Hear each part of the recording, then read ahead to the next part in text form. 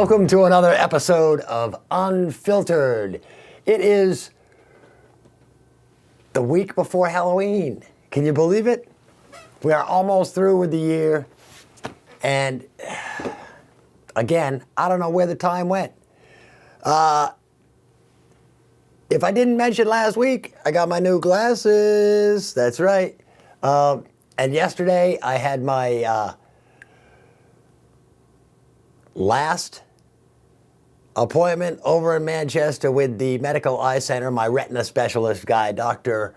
Fazalot. And he took a look in there, said everything looked fantastic. I'll see you in a year. So, looking good. You know, I'm still having a little bit of problems. Because as the doc said, people who've had retina surgery, detached retina, especially as severe as mine was, they notice improvements even after the period of a year after their surgery. So right now, and as you know, I realized that I spent 2 months depending on my left eye, you know, and I'm pretty sure I'm right eye dominant. But every now and then I'll get like, it almost seems like it's two pictures that just don't quite line up. But, you know, everything's looking great. I read the chart at 2030 yesterday, so fantastic news. Still waiting on my sunglasses to come in. I'm hoping they're going to be in this week. They've been on order for a month. And I guess there was a little problem. When they came in, they had a chip in them, so they had to get sent back to be remade. So, again, you know, I went to the smart guy shopper because, you know, the way Lee Perkins used to explain things to us here in the office, he would say there is a triangle. If you make a triangle and on one side you put a dollar sign, and on the other side, on one side, instead of a dollar sign, just write cost. On the other line, write quality, and on the bottom line, write speed. And then he said you can pick two of those. There you go. You can pick either good and fast, but expensive. You can pick cheap and fast, but not good. I went with what I'm hoping is cheap and good, and not fast. So, you know, that's just the way it is. Let's go over here, because, you know, this camera is way cooler. And it's a little more comfortable. Although I can't watch all my levels and stuff, but that's all right. I'm usually plenty loud. A lot of stuff's been going on. Let me start on this camera by, you know, slamming myself. That's right. And saying I apologize to all you folks that watch on YouTube. I forgot to upload last week's episode. So I did it first thing this morning. So what you should get is you should get last week's episode today, and then I'll upload this episode tomorrow. That way I don't inundate you with, you know, 2 episodes in one day. Although maybe I will. Otherwise it may slip my mind again. See, that's what happens.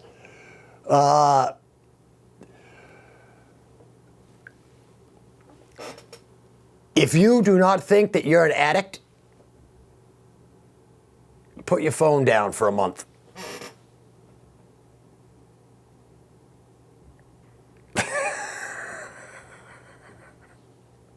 A light bulb just went off in a lot of your heads.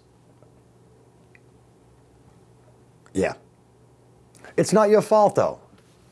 It's marketing. Because I went to the eye doctor yesterday, so I had, you know, 3 hours to listen to to listen to an audiobook, and I'm listening to an audiobook called Brand Washed, written by some guy who's been in the advertising industry and the marketing industry for like 30 years or 20 years or something. And he talks about the way that these people and products manipulate you.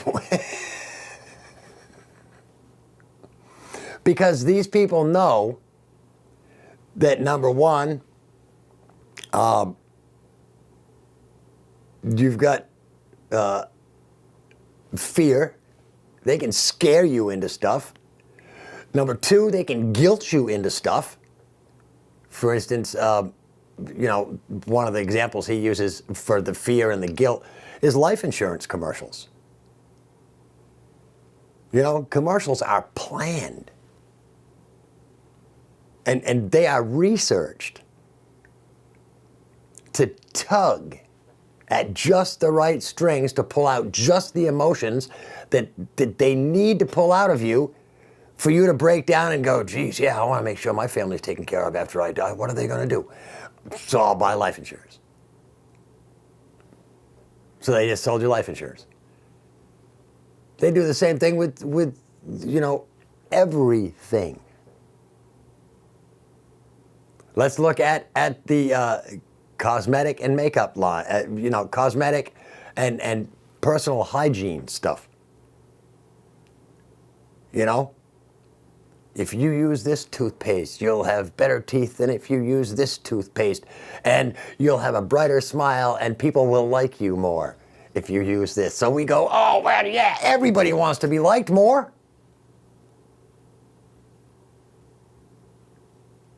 And again, they're using psychology. Here's another fact that he laid out. The pharmaceutical industry spends more every single year on advertising their worthless products and trying to convince you that you need them than they do on research and development. Sure, feeling a little bloated?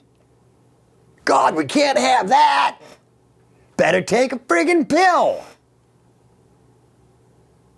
It will reduce the bloating, but the side effects may include heart murmurs, loose stool, and vision problems.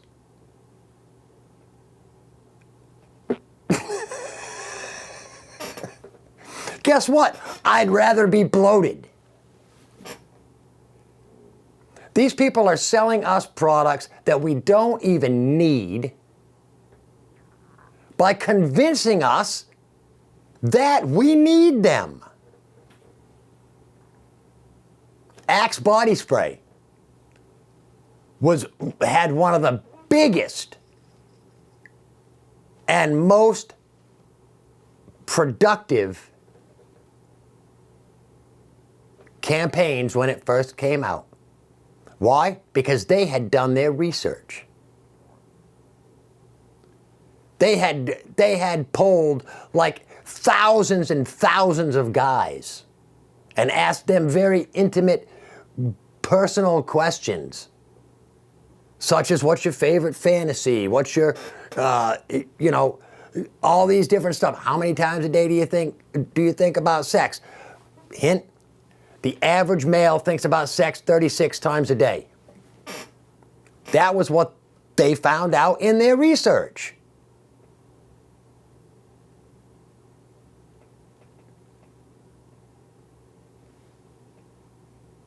Yes, the highest rated fantasy from men involved multiple women. Plain and simple. So Axe designed this campaign. Remember the Axe body spray commercials? You spray the stuff on and out of nowhere, dozens of girls flock onto you and tackle you and rip your clothes off. So guess what? Every friggin' kid went out and bought Axe. It got to a point where some school districts banned the stuff. because kids were just dousing themselves in it. And guess what? No flying women.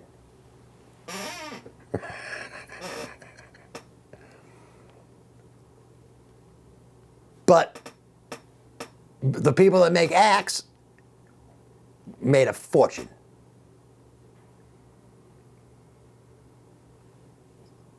You know? Again, because sex sells. There was also a huge study having to do with the, I believe, with Abercrombie and Finch. And like the ads, like Marky Mark, when he did was he Calvin Klein maybe? I can't remember exactly which underwear company he worked for, but he did the thing with Marky Mark, bare-chested in his little tighty whities, right?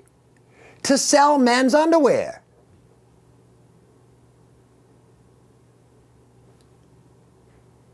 And it worked. It worked.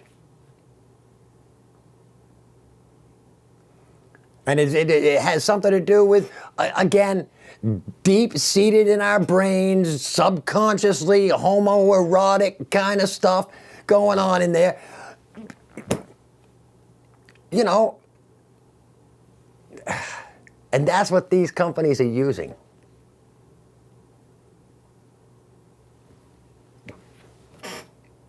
To get to you. And they start with kids. They start with kids. Because they know if they can hook a kid, a 10-year-old kid, into Crest toothpaste, chances are that kid will use Crest toothpaste for the rest of his life.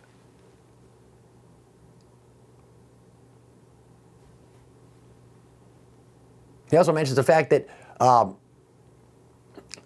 by the time a kid is age 6 or something, they know more brand characters than they do real animals.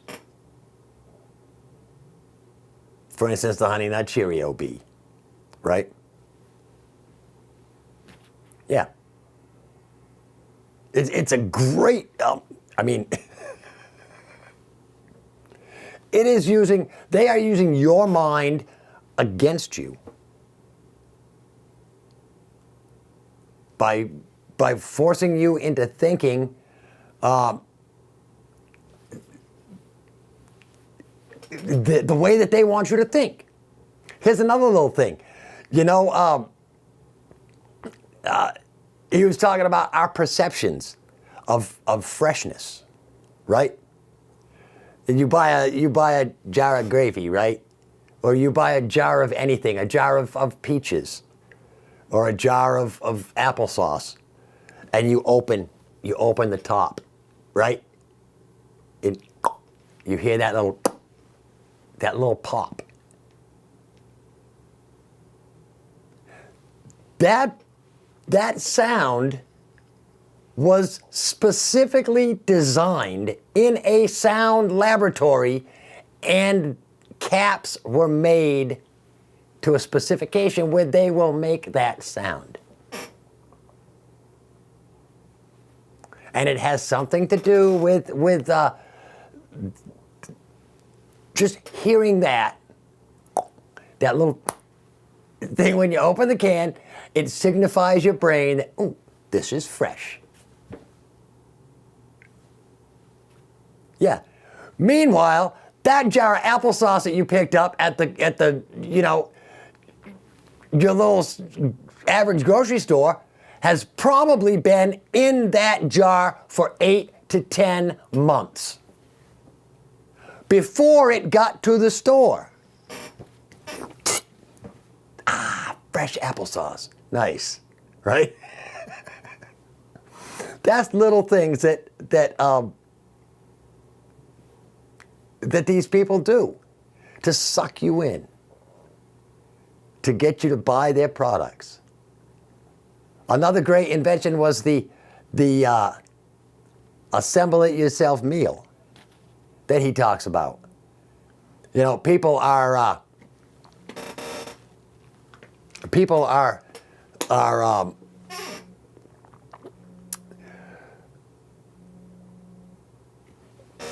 used to. I lost my train of thought here because my phone went off. Again, addicted. So these companies use our minds, all of our senses, into making you think that, so the stuff in the store is fresh food. And it's not fresh food. What was another trick that they were doing? Oh, this guy figured out, the author of the book mentioned that, he's always had the same style in life. He's always dressed, dark pants, dark jacket.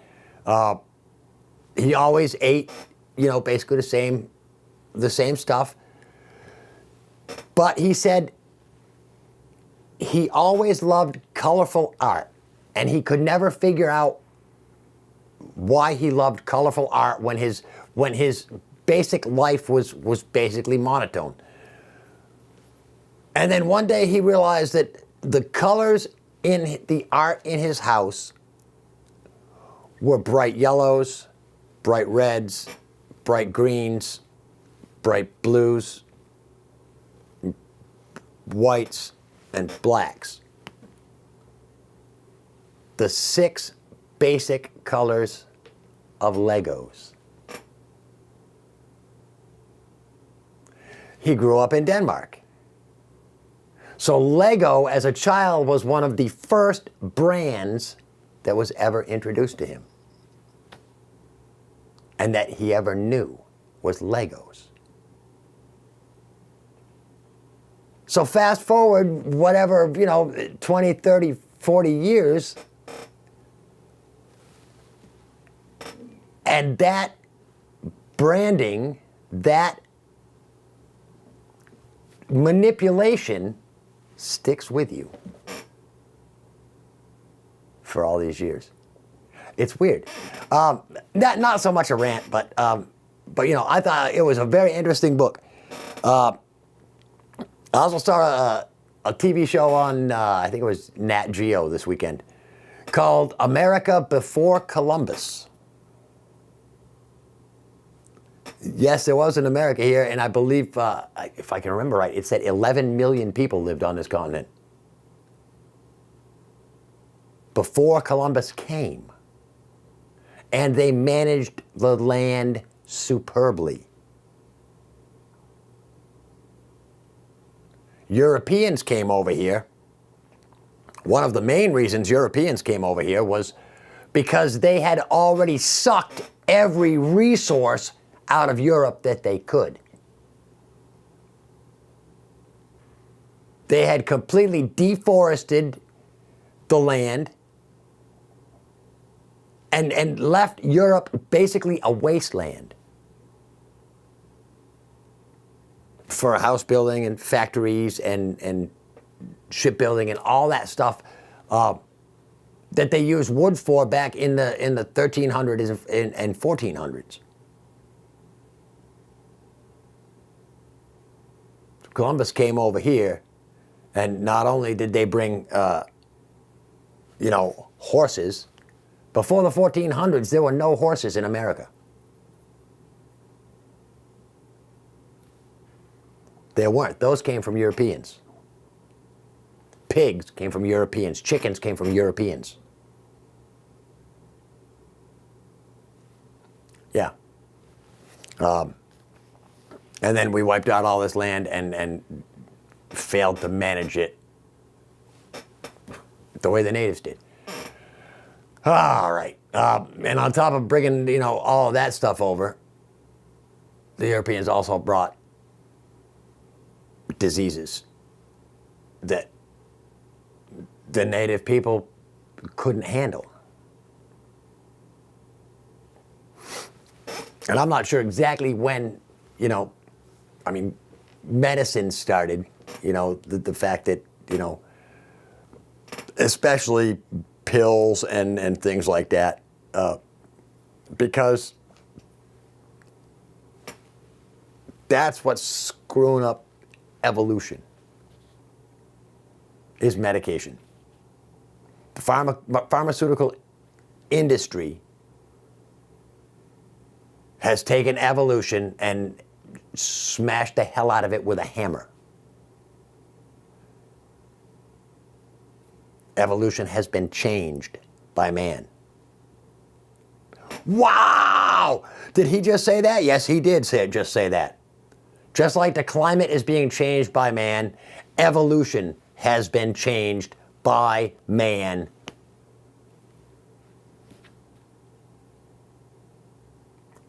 That's it, man. That's it. Evolution's been changed.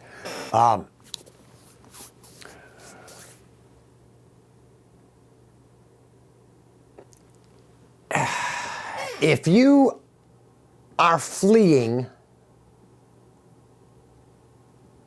an oppressive government,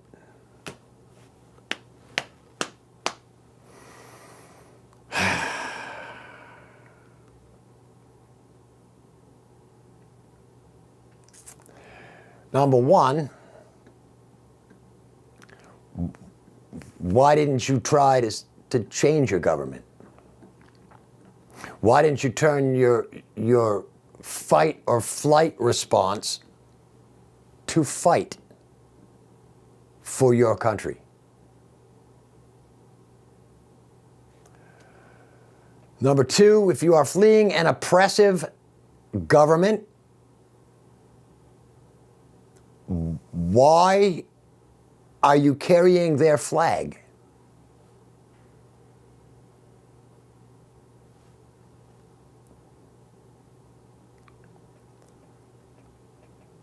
I mean, we've seen right in America what happens when you don't like your government. You burn the damn flag. You trample it. You tear it up. You don't proudly wave it as you march through other countries.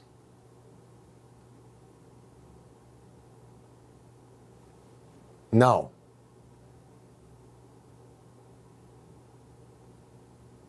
And this is not the way that the 21st century world is going to be run. It's not going to be run by hordes of people. We've seen that before. We saw that all through the early days, the Roman days, the Greek days, the Crusades.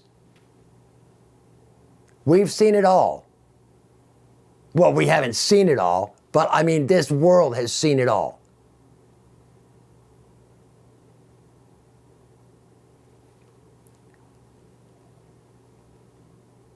You don't, I mean,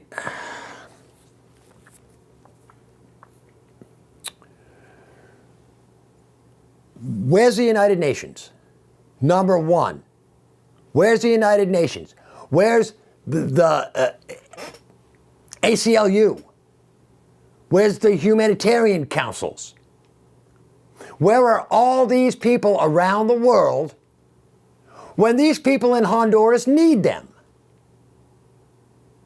And why is it that America is the only country that can possibly save them?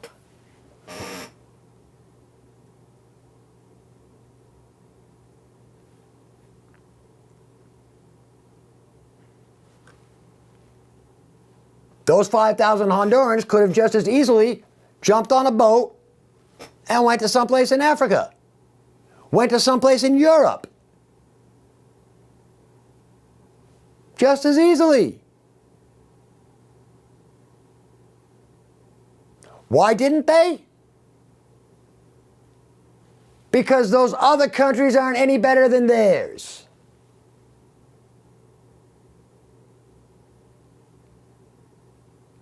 That's why.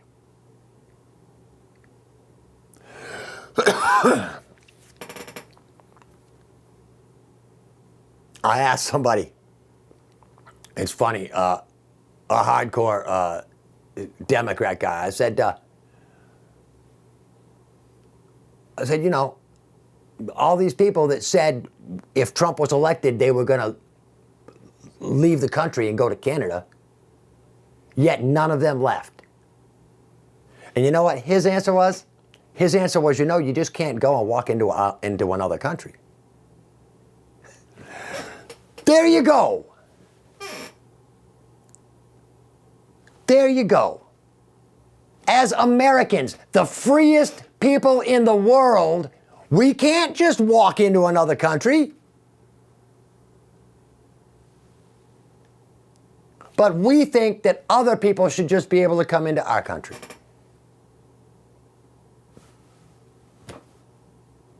It's all about the humans. Yes. But until you get your life together, how can you worry about them? And you can't even get your own life together. Think about it. We'll go back over here. So, sorry about that. I didn't mean to get so tough there at the end, but you people don't see your own hypocrisy. And that's a bad thing. You think with your emotions and you don't think logically. We're running down on time. So, a little drink. No liquid on the control table. Everything on the floor. So, I guess that's about it. Sorry about not uploading last week's. I'll remember to upload this show like immediately or at some point this afternoon or at the very latest tomorrow. But until next week, I'm Rick Blood. This is Unfiltered. Peace.